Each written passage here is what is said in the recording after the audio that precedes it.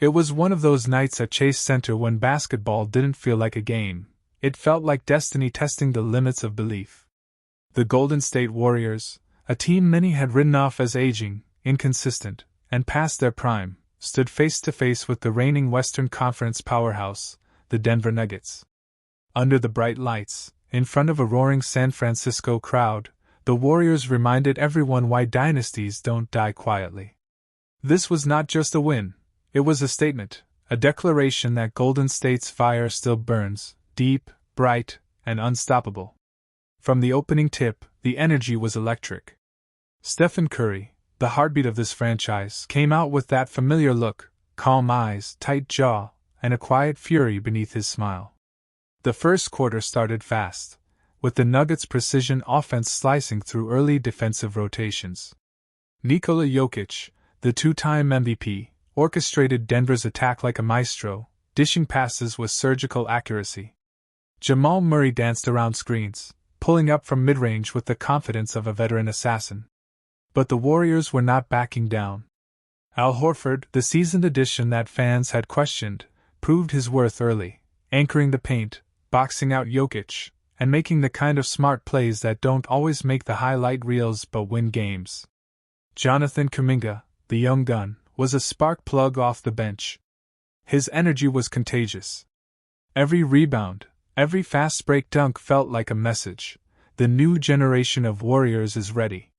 The first half turned into a slugfest, lead changes piling up, both teams trading baskets and momentum like heavyweight fighters. Curry hit deep threes, Murray answered.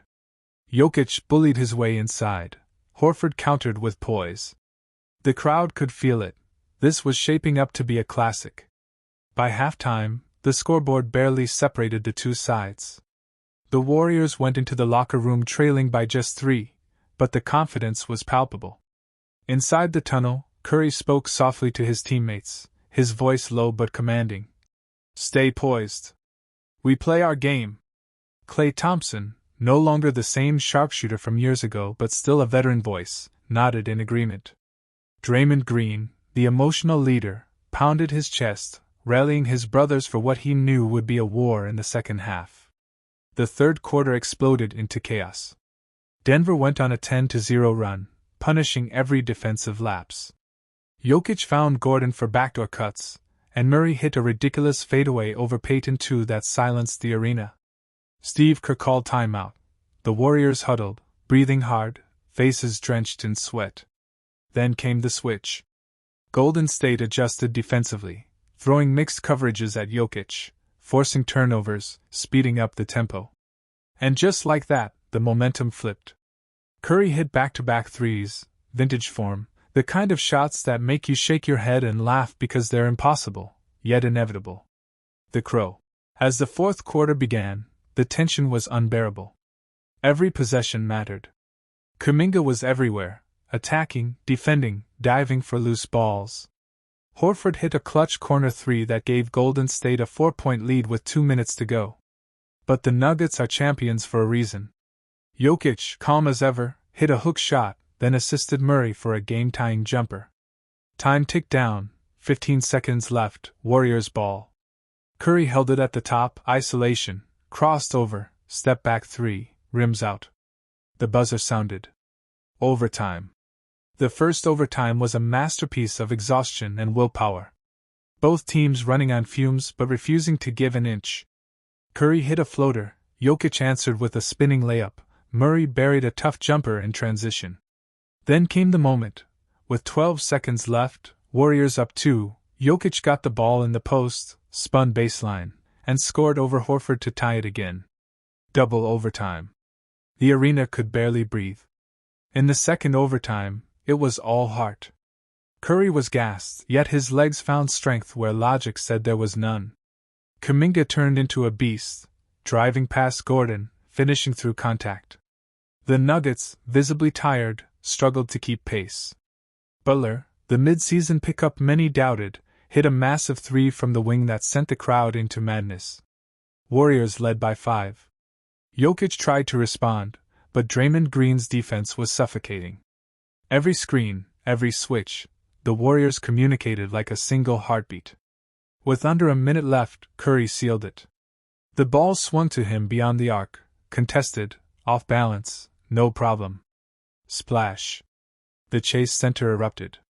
Denver called timeout, but the game was done. The Warriors had survived, endured, and conquered. The final buzzer was more than a sound, it was a roar of redemption. Players hugged, fans screamed, and for a brief moment, time stopped.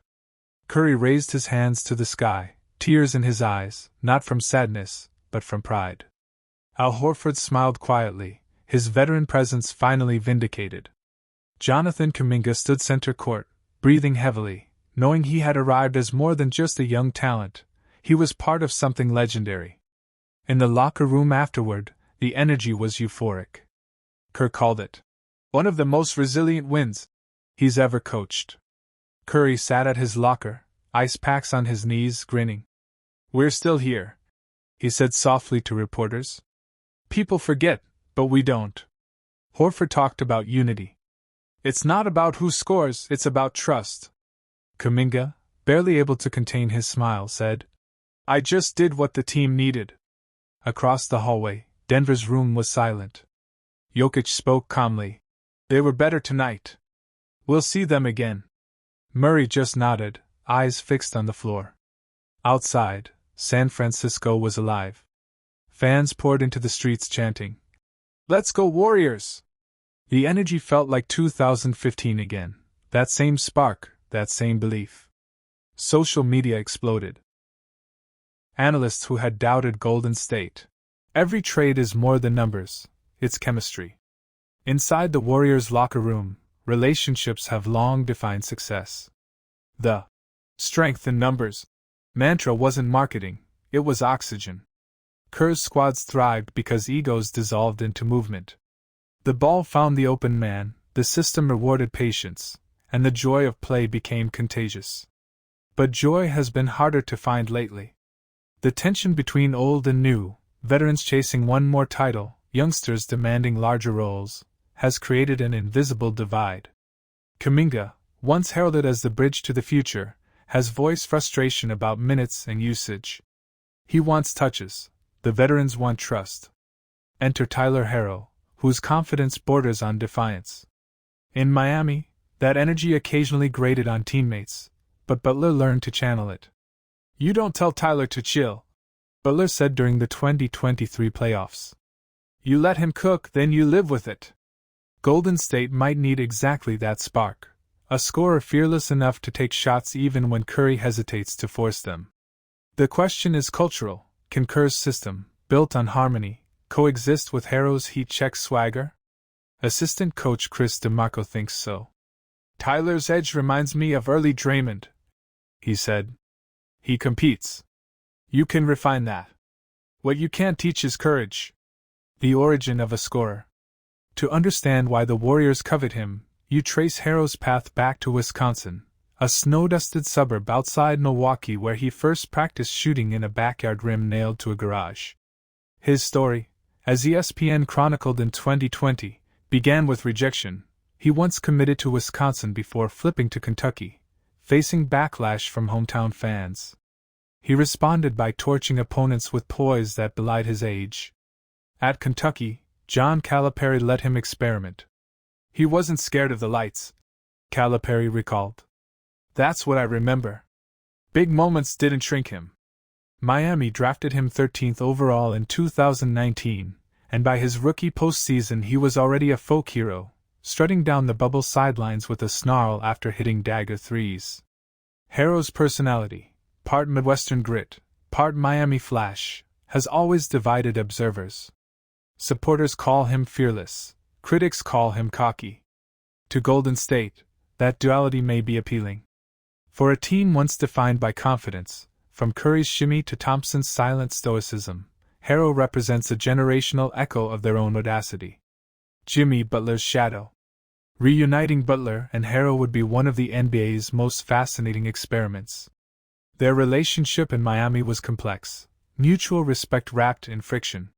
Butler pushed Herro relentlessly, questioning his defense, testing his maturity. "He's got to earn it," Butler said in 2022, when asked about Herro starting. A year later, the two were laughing together after eliminating Boston again.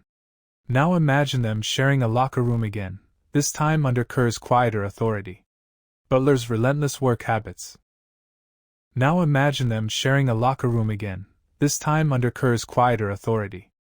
Butler's relentless work habits might lift the team's intensity. Harrow's shot creation could free him from constant ball-handling duties. For Curry, who often shoulders leadership by example rather than command, Butler's vocal edge could be both a blessing and a challenge. The three stars would need alignment: Curry's joy, Butler's ferocity, Harrow's ambition. If that triangle harmonizes, it could rival any big three in the league. Steph's calm, Jimmy's chaos, Tyler's confidence. An anonymous scout summarized. If they find rhythm, good luck stopping them. 9. Tactical implications. On the floor, the potential combinations tantalize tacticians. Kerr's offense is predicated on perpetual motion, screens, cuts, split actions that punish defensive indecision.